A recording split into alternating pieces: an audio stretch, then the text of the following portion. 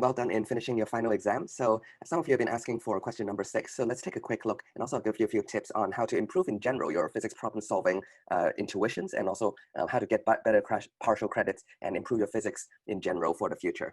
Okay, so let's take a look at this question where a lot of you asked.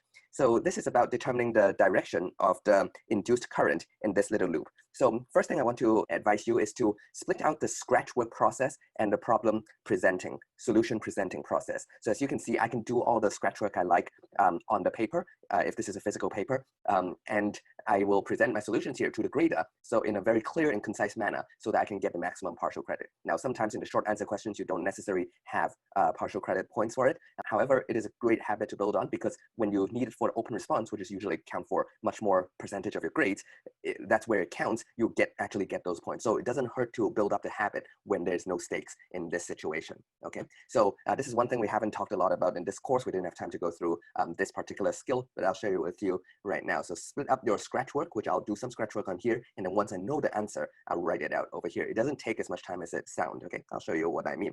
So here, the question is pretty simple. It's to find the induced current direction in this particular process, where there's a wire on the bottom of a loop and the current is decreasing. Okay, so first of all, the first thing that popped into mind is, you know, the induced current comes from any induced EMF, which comes from Faraday-Lenz law.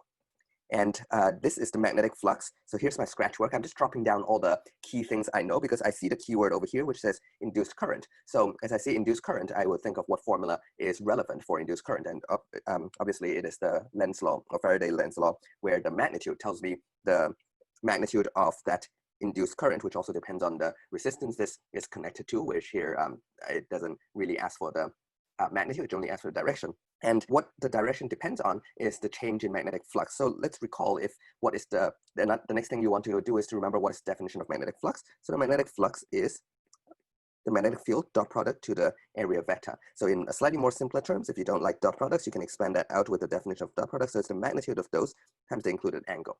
All right, so let's find out what each of those are. So start with the area is the easiest. That is the area of the loop. So you need to understand what exactly each of these variable means. All right, what does the B mean? B is an external field, right? This is the external flux. If you want to put in the subscripts to remind yourself, remember this is the external flux, the rate of change in external flux going through an area of the current loop that will produce a potential difference here, which will eventually give rise to an induced current going around over here.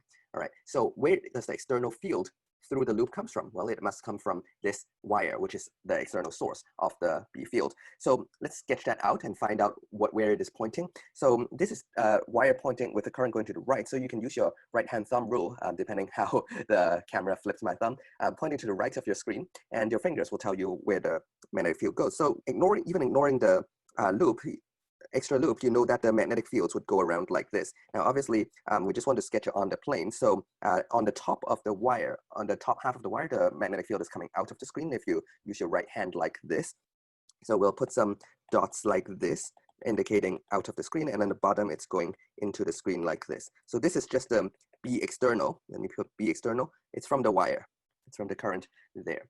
And then now, the fact that it is, okay, so we know what A is. A is this area, and B is the magnetic field through here. And what is the theta? Theta is the included angle between the area vector and the magnetic field vector. So magnetic field vector is pointing out of the screen. The area vector is also it's a perpendicular vector out of this area, out of this loop as well. So they're parallel. All right, so that's good. So basically, this is 0 degrees, and as a result, it will just be 1. Okay. So we just need to figure out what is the rate of change of the flux over here. Now the area doesn't change, so really the key bit to determine the direction to give you an induced current is the rate of change in the magnetic field. So what is the magnetic field doing? Right, that is the thing contributed to change in flux, which is going to be contributing to the induced current direction. So the magnetic field here is decreasing. Okay, so in blue, I'm showing this is the external field and it's decreasing. Now, Lenz's law tells us that nature doesn't like change. It wants to, it's the effect of inertia and wants to stay as constant as possible. So as this is decreasing, it's going to induce its own field. Let's use a different color. So it's going to induce its own field to support that decreasing field. So this is the induced B field. So I'll get an orange induced B field that is going to support the external B field, which is decreasing, right? As this external field decreases, it's going to create this one. Now, which way must the current go in here in order to create the orange induced B field. Now you can use your second right-hand rule for current loops. So you can wrap your hand around, have your thumb pointing out of the screen as you want. Then that will tell you this should be going this way. So the answer is counterclockwise. Right? So that's your answer. The answer is counterclockwise. And then now you just need to take 10 seconds to translate that over here in order to present it the right way. So first, it'll take you just 2 seconds to copy the diagram over here in your answer sheets or in wherever you're presenting your solution. And then now you know exactly what to sketch. So you can just sketch the B fields on top, on bottom, label this as B external, and write that this is decreasing because I is decreasing, right? And if this is a short answer question, I'll probably keep it like this, but I'll show you if this is actually open response, what you'll do as well. So you'll show that the B external is actually equals to mu naught I external, right? I of the, or the source, whatever you want to call it, 2 pi r, right? So the distance, r is the distance from here. So that is, that doesn't really change. The loop is staying constant. So every point's distance is the same distance from the loop. Now, if I decreases, so you can write therefore, if I source decrease, B external decrease. So if this is the difference. If it's a short answer question, I'll just keep it over here and then move on. If it's a long answer question, I'll quote this formula as well. So as this decrease, what happens? So the next thing is B decreases. So this is decreasing in the direction out of the screen, okay? With the direction that is out of the screen. So therefore, Lenz's law tells us it's going to create an induced B field that is going to increase in strength in the direction out of the screen. Okay. And then with right-hand rule, you can infer the direction of the current has to be, of the induced current must be counterclockwise. Okay. So that's a couple of lines over here, and without the talking, it should only take no more than 10 seconds to translate it over here. All right, hope that explains why that is the direction in this. Maybe even better, put in the actual label, and that is your answer.